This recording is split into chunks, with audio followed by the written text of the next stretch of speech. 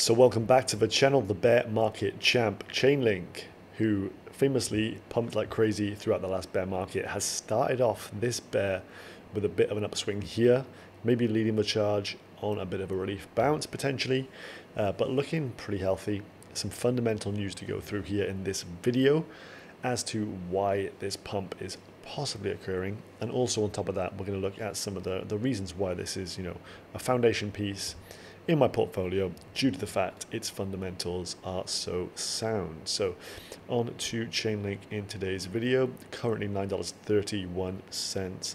I love checking in with the addresses over time, always creeping up. Someone posts them on Twitter as well on a daily basis, going up by a few hundred per day during a bear market. In the bullish times we were going up by over 1,000 or 2,000 even more daily. So currently over 670,000 active addresses holding some Link tokens. So this one famously pumped like crazy throughout the last bear market, and potentially maybe it'll do the same in this. So some of the subdued gains throughout the bull phase of the market, maybe, back to actually treat us here in the bearish period. But I would point out here down on the RSI, as it is overbought, each time it has been overbought, has had a pretty significant pullback. Subject A, subject B here, they're pretty much all the tops, the local tops here. And you can see from this, we're trending up once again. So if we move into the kind of 70th percentile here, there's probably a pullback on the agenda for Link. But nonetheless, we're going to dive into fundamentals here. So a few things that are going to drop this year: CCIP, which is cross-chain interoperability protocol, and also staking. So that is the big major headline as of late. So CCIP, what the heck is that? Well, I did cover it in a previous video talking about the implementations with Celsius. They're really interesting. I enjoyed researching that one, and I would suggest checking that out. I'll leave it up above. But essentially, CCIP is going to be the global standard for decentralized inter-blockchain messaging, data, and token movement. So this is going to allow for the creation of cross-chain applications. So if you can move tokens across different blockchains via smart contracts, cross-chain interoperability protocol, we're going to have that seamless cross-chain interop, which is, that god tier level of tech that we have been waiting for. So this is going to be really momentous for the crypto space at large. It can't be understated how big this will be once it goes live, if successful, etc. But this kind of cross-chain movement of tokens, smart contracts, calling smart contracts on different chains and executing transactions, it's pretty damn massive, and it's going to open up just a whole heap of new dApps that can be created, which currently cannot. So that was a little snippet from a Solana blog there, but all well and good.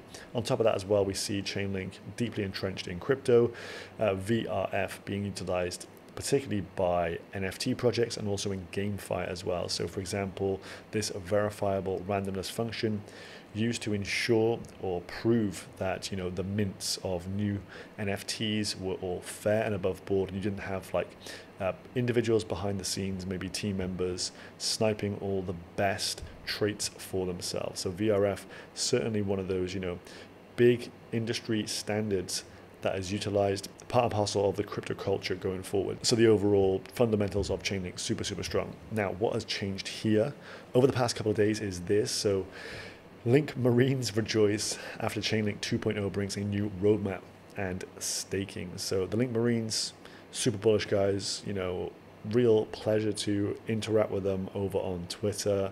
That kind of guerrilla marketing that's done by the Link Marines is second to none, and it's good to have some bullishness for Chainlink for that alone. So what is coming? This is the blog post. Chainlink staking, exploring the long-term goals, roadmap, and initial implementation. So they start with this: Chainlink is a foundational infrastructure for the smart contract economy, supporting nearly tens of thousands of Oracle networks, collectively securing tens of billions of dollars across hundreds of projects. So deeply entrenched, a lot of customers and a lot of people relying on this crystal clear and accurate data from Chainlink. But this update is all about its new economics design, so the token economics and the roadmap ahead. So staking is going to be the key mechanism that aims to bring a new layer of crypto economic security to Chainlink, where crypto rewards and penalties are applied to further incentivize the network's proper operation. So this means that ecosystem participants, maybe me or you, node operators as well, are actually going to be able to do a lot more and interact with this protocol on a more meaningful basis. So 4 key long-term goals of Chainlink staking are here. So the first one is all about increasing crypto economic security and user assurances of the Chainlink services.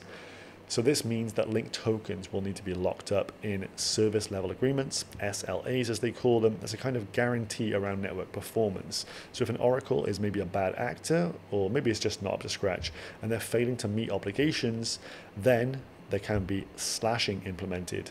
So you stake your tokens. If you don't comply, you can't keep up with the rate at which you need to be supplying data, then you can get slashed, and those tokens would then be redistributed around the rest of the network. So this means there's skin in the game, and it increases the cost of actually attacking this network. So very interesting stuff there. Secondly, they have to enable community participation in the Chainlink network. So individuals and node operators will be able to actively participate at this point, and stakers. So if we are staking our tokens, we can actually raise alarms. So these kind of security alerts. If we think an oracle is not behaving, there's someone malicious, we can raise our hand and say, look, this isn't working, the performance isn't there, maybe there's something we need to look into. And if there's a sound concern and an issue is found, you can actually get rewarded for that as well. So timely and valid alerts will be paid for. So aligning community goals with that of the overall network, very interesting indeed. Community, obviously a huge part of Chainlink. Third up, generate sustainable rewards for long-term use. So initially, we're going to kind of bootstrap this with some native token emissions. You would have seen on Etherscan, there's like 350 million tokens. I believe it's from that wallet these emissions will come from. So from the Link total supply, there will be tokens used to actually create this kind of initial base level of rewards, as they state, for stakers, with the goal of tapering off over time as other sources of rewards grow and begin to be directed towards the stakers. Then over time, the user service fees from sponsors of Chainlink Oracle services will actually start to take over this. And if we think about the number of users who will be paying for Chainlink services over time, it's expected to grow exponentially. A lot of fees can be generated, and thus this will be a sustainable source. So not just inflationary, but over time, just being utilizing those service fees. So I think this is going to be super interesting to see how this develops over time with the amount of actual usage Chainlink will have. Like, it's going to be crazy, the potential for this. And on top of this as well, there may also be loss protection coming down the line. So if you wanted to protect against an oracle, maybe spitting out the wrong piece of data and causing a bit of a calamity, I can assume that a lot of protocols would go for this kind of loss protection. That would be an additional source of revenue for stakers as well. And then fourth, last but not least, to empower node operators to access higher value jobs by staking. So this is all about determining who can get these kind of top level jobs by the amount of link staked through these individual nodes. So if a node is willing to stake even more link tokens, they can get access to the premium jobs, the real bankroll ones, the ones that are going to pay them out a lot of funds. And so this means that you're going to have a more secure network. You have the ones who want to go for the big jobs, soaking up a load of the supply to ensure they get access to those higher value opportunities. So really interesting design behind this, and I think this will further just boost the overall ecosystem, ensure that there is high levels of participation across all the verticals here.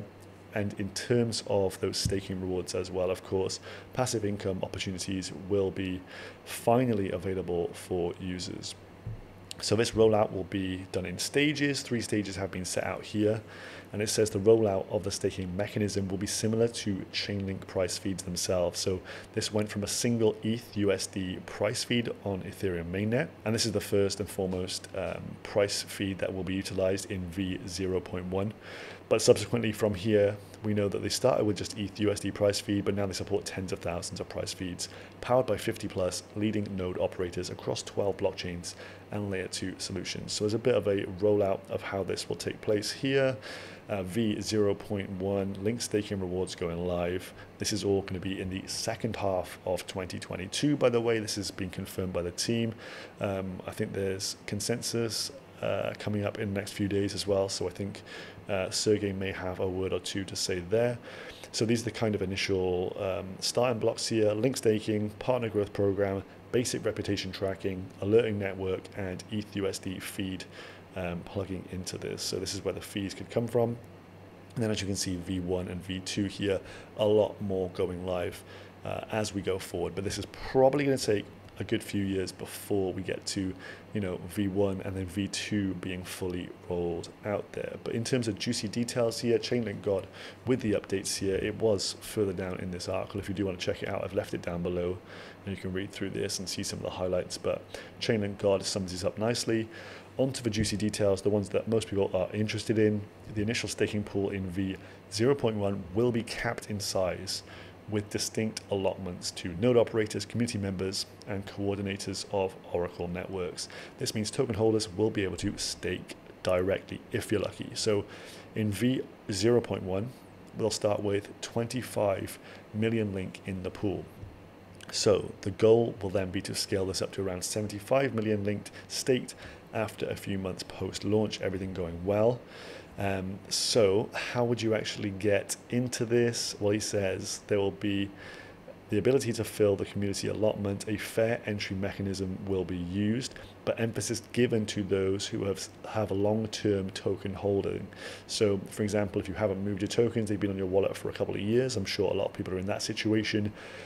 There's a likelihood that you could actually get into this initial 25 million allocation. But additional to this, those who are actually able to participate in V0.1 will have their link locked up until at least the release of V1. So you could be waiting for a year or so. And with V1, stakers can then choose to commit to varying periods of time duration here. So this means you can choose to actually stake and commit to a longer period with your funds to earn a greater share of reward. So that is kind of interesting. That's giving me kind of curve vibes there. And the initial emissions based rewards in V0.1 will target an annualized rate of return of 5%. So 5% APY is what they're targeting as that base level for those staking rewards. So you can do some napkin math on what you could potentially earn if you can get in with this. Further on to this as well, stakers in V0.1 will be eligible to earn benefits from the partner growth program. More details on that in some of the blog posts. And as staking transitions to V1, user fees will begin to be shared with stakers. This coincides with the introduction of slashing and the crypto economic security it provides. Loss protection also being explored for V2. If you think about the level of fees here, so user fees will be shared with stakers. We're just looking at one price fee to start off with, but there are going to be thousands upon thousands out there that can be tapped into. The level of revenue that could be generated could be rather huge. I know a lot of people are getting very excited on Twitter. We get this, there's always a bit of FOMO around new news coming out and people doing that kind of napkin math and projecting all these kind of crazy numbers linked to $1,000, etc. It is very interesting to look at. The scope of this is, of course, huge due to the fact it's totally entrenched within cryptocurrency, one of the most important protocols out there. So the level of fees that could potentially make their way back to stakers, yeah, it could be very juicy down the line, but we don't want to get too ahead of ourselves right now. In summary, as Chainlink God says, the Chainlink staking will be evolving over multiple releases. Clearly, they want to do things correctly, take their time, ensure everything is working well before moving on to the next stages. So starting off with a solid foundation and then introducing additional functionalities as the system becomes more proven. This is how Chainlink scales to become a global standard, as he says. So staking is truly the start of a new era for linked tokenomics and long-term crypto economic security. He says he's only scratched the surface in this thread, but highly recommend you dive into the blog post as there is just so much to absorb. And there is a lot of information within this and a lot of moments where you go, oh, there's a bit of an aha in here. This could really, the memes around $1,000 link in the future, maybe 5-10 years out, they could come to fruition, because the amount of fees that can be generated from this, the amount of smart contract usage with CCIP going live, it is just infinitely scalable. So really interesting stuff. This is why Chainlink has been having a nice pump here, up to almost $10 off the lows. I think it went below $6 over the last few days, which is pretty crazy. Very, very oversold, but now creeping its way back up here. And as we know, Chainlink does love a bear market rally. Hope you enjoyed this one, and I hope you are looking forward to staking your link. Until next time, subscribe to the channel. Goodbye.